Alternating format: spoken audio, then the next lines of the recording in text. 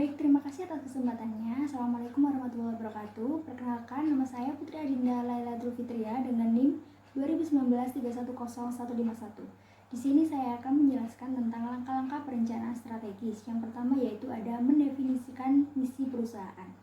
Jadi, pernyataan misi adalah pernyataan jangka panjang mengenai tujuan yang membedakan sebuah bisnis dengan perusahaan lain yang serupa. Pernyataan misi secara luas menggambarkan arah suatu organisasi di masa yang akan datang. Langkah selanjutnya yaitu menetapkan tujuan dan sasaran perusahaan.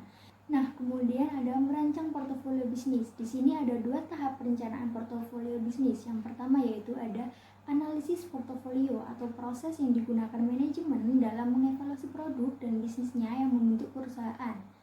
Yang kedua yaitu ada membentuk portofolio masa depan dengan mengembangkan strategi pertumbuhan dan pengurangan. Kemudian yang terakhir yaitu ada merencanakan pemasaran dan strategi fungsional lain.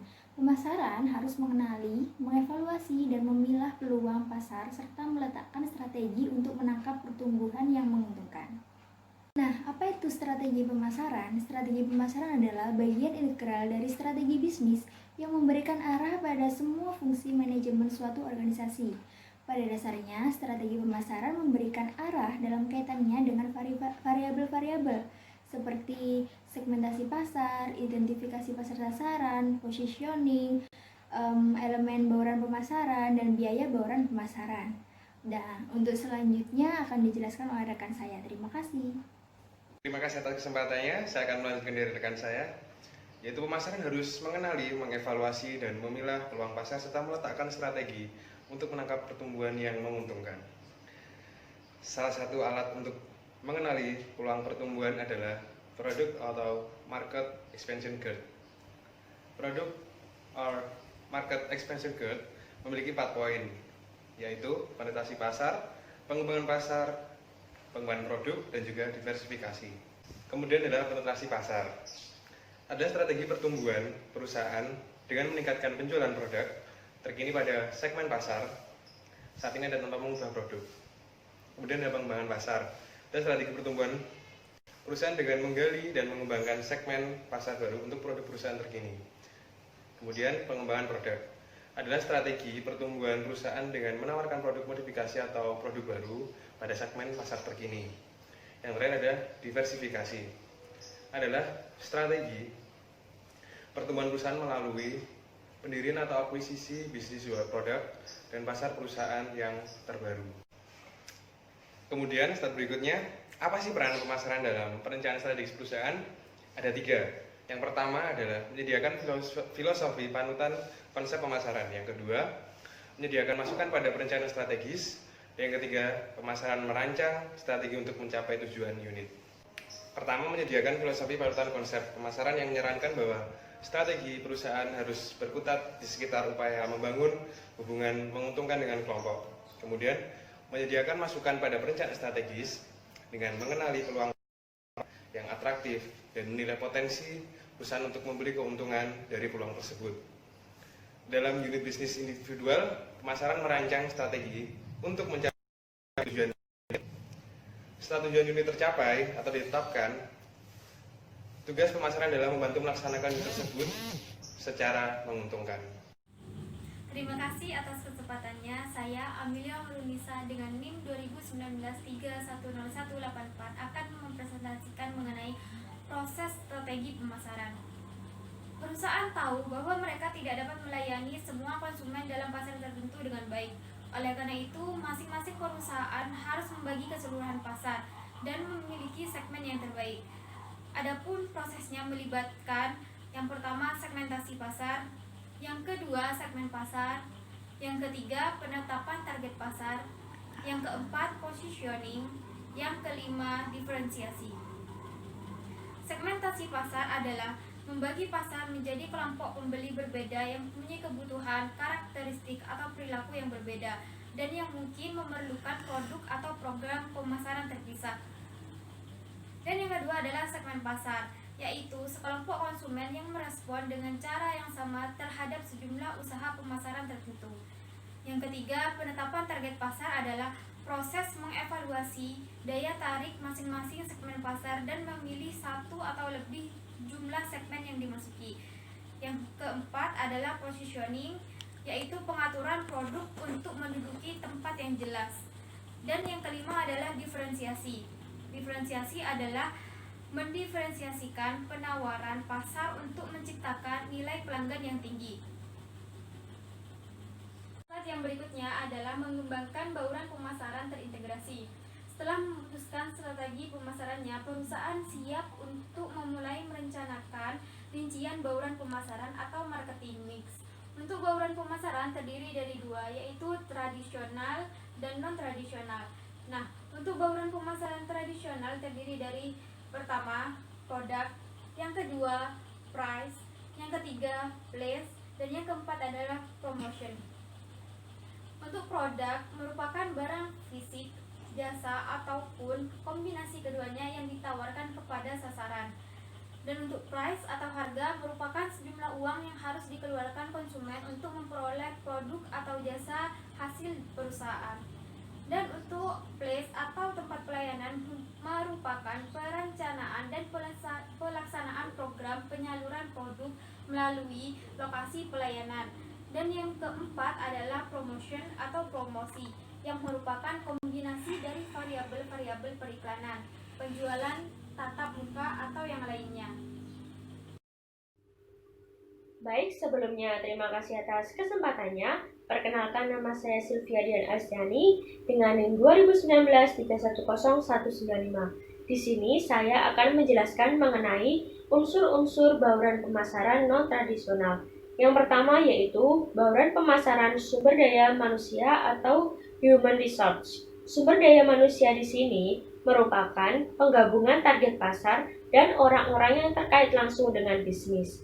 Karyawan perusahaan penting memasarkan karena merekalah yang memberikan layanan tersebut. Penting untuk merekrut dan melatih orang yang tepat untuk memberikan layanan superior kepada klien. Yang kedua yaitu bauran pemasaran proses. Proses di sini merupakan organisasi yang mempengaruhi pelaksanaan layanan. Jadi, kita harus memastikan bahwa kita memiliki proses yang dirancang khusus untuk meminimalkan biaya. Contohnya, kita bisa terapkan dalam saluran penjualan kita, sistem pembayaran, sistem distribusi, dan prosedur sistematis lainnya, dan langkah-langkah untuk memastikan bisnis yang berjalan efektif. Trik dan peningkatan dapat datang kemudian untuk memperketat bisnis, meminimalkan biaya, dan memaksimalkan keuntungan. Yang ketiga yaitu bauran pemasaran physical evidence atau sarana fisik. Dalam industri jasa, harus ada pembuktian bahwa layanan itu sudah banyak dipakai atau mungkin bisa dibilang sebagai testimoni dari konsumen yang sudah pernah memakai jasa kita. Selain itu, pembuktian juga berkaitan dengan bagaimana sebuah bisnis dan produknya dirasakan di pasar. Pembuktian adalah hal yang sangat penting untuk keberadaan dan pendirian bisnis. Konsep ini biasa disebut sebagai branding. Terima kasih. Baik, sebelumnya terima kasih atas kesempatannya. Perkenalkan, nama saya Sylvia Dian Astiani dengan NIM 2019-310195. Di sini saya akan menjelaskan mengenai bermitra untuk membangun hubungan pelanggan. Manajemen hubungan kemitraan sangat erat hubungannya dengan mitra di departemen lain. Dalam perusahaan, untuk membentuk rantai nilai atau value chain efektif yang melayani pelanggan. Apa itu departemen lain dalam perusahaan? Departemen lain dalam perusahaan merupakan seluruh departemen yang melaksanakan aktivitas penciptaan nilai untuk merancang, memproduksi, memasarkan, menghasilkan, dan mendukung produk perusahaan. Selanjutnya, mereka harus bermitra secara efektif dengan perusahaan lain dalam sistem pemasaran untuk membentuk jaringan penghantar nilai atau value delivery network. Jaringan yang terdiri dari perusahaan pemasok, distributor, dan akhirnya pelanggan yang bermitra satu sama lain untuk meningkatkan kinerja sistem. Apa guna manajemen hubungan kemitraan dalam membangun hubungan pelanggan? Pemasar yang baik menyadari bahwa mereka tidak dapat berjalan sendiri, karena tanpa bantuan pelanggan, manajemen tidak akan bisa memenuhi kebutuhan pelanggan yang unggul. Pemasar harus bekerja sama dengan mitra pemasaran di dalam maupun di luar perusahaan. Selain mampu melaksanakan manajemen hubungan pelanggan yang baik, pemasar juga harus mampu melaksanakan manajemen kemitraan yang baik. Karena hubungan pelanggan dan manajemen kemitraan saling ketergantungan. Terima kasih atas kesempatannya. Perkenalkan, nama saya Siska Sudodewi dengan NIM 2019-31021. Di sini saya akan melanjutkan pembahasan dari cerita saya sebelumnya. Dalam mengelola usaha pemasaran, tentunya perusahaan juga harus memperhatikan manajemen. Untuk mengelola proses pemasaran memerlukan 4 fungsi. Pertama, perusahaan harus mengembangkan rencana strategi. Setelah itu, perusahaan mengembangkan rencana pemasaran dan lainnya untuk setiap divisi, produk, dan merek. Setelah itu, perusahaan mengubah rencana menjadi tindakan pada implementasi, biasanya menggunakan 5W1H. Setelah itu, perusahaan mengukur dan mengevaluasi hasil pemasaran dan pengambilan tindakan secara korektif. Akhirnya, analisis pemasaran memberikan informasi dan evaluasi yang diperlukan oleh perusahaan tersebut. Selanjutnya, analisis bisa juga dilakukan dengan analisis SWOT. Bisa dilihat pada tabel di PPT. Di sisi internal terdapat kekuatan dan kelemahan, di mana kekuatan yaitu pihak internal memiliki kemampuan untuk membantu perusahaan dalam mencapai tujuannya. Dan kelemahannya yaitu sebaliknya, pihak internal mempengaruhi perusahaan dalam mencapai tujuannya. Selain itu, ada di sisi eksternal yaitu peluang dan ancaman. Untuk peluangnya yaitu faktor eksternal dapat mengeksploitasi perusahaan untuk kepentingannya. Yang ancaman yaitu pihak eksternal bertentangan dengan kinerja dari perusahaan tersebut. Selanjutnya, kinerja pemasaran yang paling penting adalah laba atau investasi pemasaran atau bisa disebut ROI pemasaran. Apa sih ROI pemasaran tersebut?